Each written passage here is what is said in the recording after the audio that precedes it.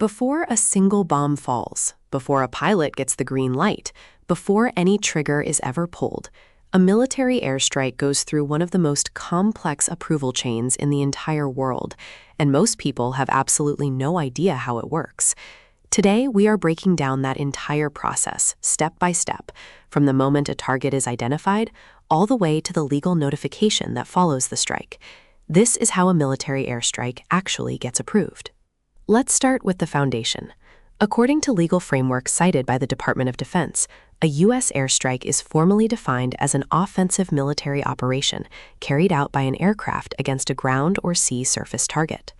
That includes manned aircraft like bombers and fighter jets, and unmanned systems, drones.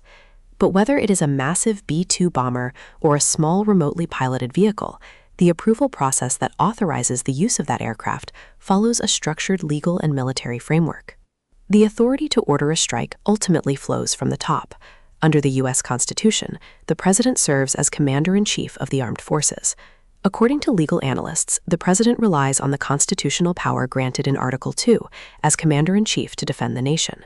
This inherent authority, according to the executive branch's interpretation, allows for the use of force without prior congressional approval in situations where immediate action is required. Congress also plays a role through its power to declare war and pass specific legislation authorizing the use of force. The most frequently cited domestic legal basis for ongoing strike operations are the authorizations for use of military force, the 2001 and 2002 AUMFs, which the executive branch has broadly interpreted to cover operations against various associated groups. Now here is where it gets detailed. Even with that top-level authority established, military forces do not simply go out and hit whatever they choose. Every potential target must pass through what the military calls the targeting process. According to U.S. military doctrine, that process is divided into two main categories: deliberate targeting and dynamic targeting. Deliberate targeting, according to official doctrine from the U.S. Marines and Army, prosecutes anticipated or known targets within a given operational area and timeframe. Think of it as the planned side of warfare. Analysts and commanders spend days, sometimes weeks, building a detailed picture of a specific target. According to the Lieber Institute at West Point, deliberate targeting involves careful planning, including selecting the appropriate weapon and delivery method, as well as coordinating with various assets involved in the operation. Due to the nature of this process, there is generally more time available to evaluate intelligence, review legal considerations, and the overall planning of the operation. That extended timeline allows for a comprehensive assessment of potential risks and benefits. Dynamic targeting is fundamentally different. According to U.S. Army doctrine, dynamic targeting prosecutes targets that were not included in the deliberate targeting process, possibly because they were not known or not initially selected. These are targets identified too late or not selected for action in time to be included in deliberate planning.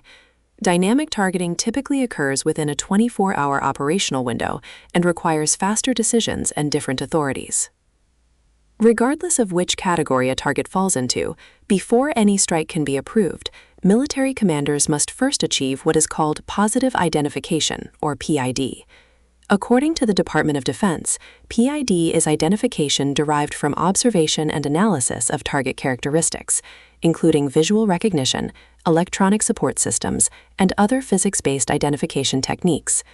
The requirement for PID is satisfied when there is, in the military's own language, a reasonable certainty that the proposed target is a legitimate military objective. Absent that positive identification, according to military legal experts, the target cannot be attacked as a matter of law. To achieve PID, military forces use an array of technologies and methods. According to published military resources, these include visual identification using optics, electronic identification systems such as identification friend or foe transponders, thermal imaging using infrared sensors, signals intelligence, and human intelligence. Multiple sources are typically required to confirm a target's identity, and that chain of custody must be maintained all the way through the engagement. According to doctrine, if a drone observing a known enemy individual loses track of that person, PID has to be reestablished before the attack may proceed. Once PID is established, the next mandatory step is a legal review. This is where the Judge Advocate General, commonly called the JAG, enters the picture. Military lawyers are embedded at every level of the command structure. According to former military legal advisors, JAG officers advise Operations Center personnel and commanders on the laws of war before strikes are executed. Their role is to assess whether a proposed strike complies with three core principles drawn from international humanitarian law: military necessity, distinction, and proportionality.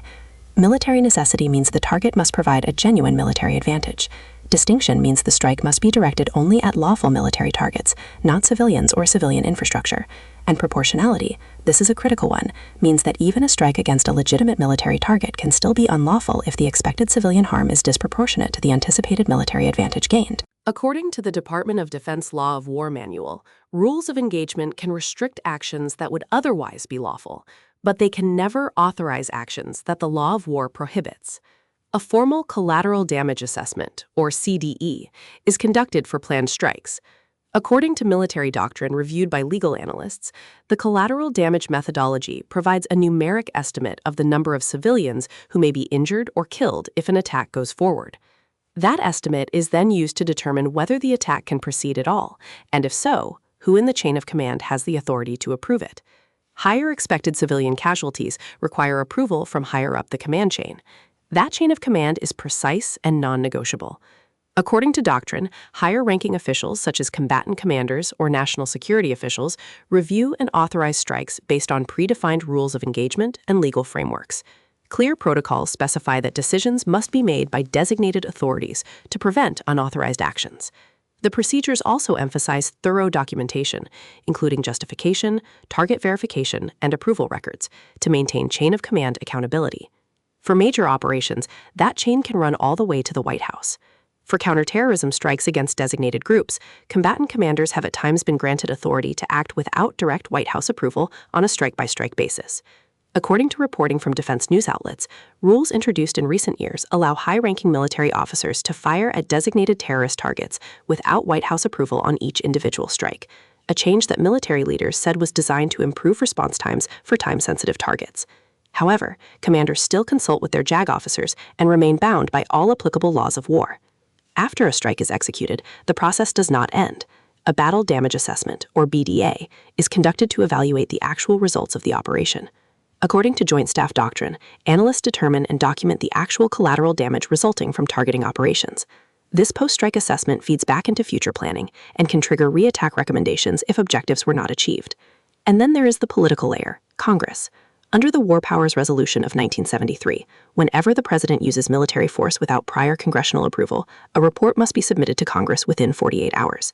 According to the Congressional Research Service, that notification must describe the circumstances necessitating the introduction of forces, the estimated scope and duration of involvement, and the constitutional and legislative authority for the decision. Once a 48-hour report is submitted, a 60-day clock begins.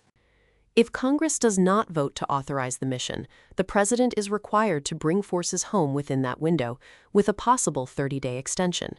However, legal scholars note that the enforcement mechanism for this law has historically been limited. So what does all of this mean? It means that a military airstrike is never, at least in theory, a spontaneous act.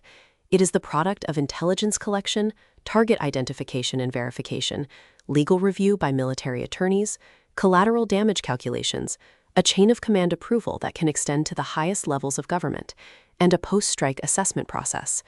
Every link in that chain is designed to ensure the action is both militarily effective and legally defensible. As debates continue in Congress and in the courts over how much authority a president has to conduct strikes independently, and as technology continues to accelerate how fast targeting decisions can be made, the structure of that approval process is likely to face ongoing scrutiny. Watch for continued policy and legal discussions around how autonomous systems fit into these existing frameworks, because that question does not yet have a settled answer. If you want to stay informed on how military policy, national security law, and global events connect, subscribe to this channel and hit the notification bell so you never miss a breakdown.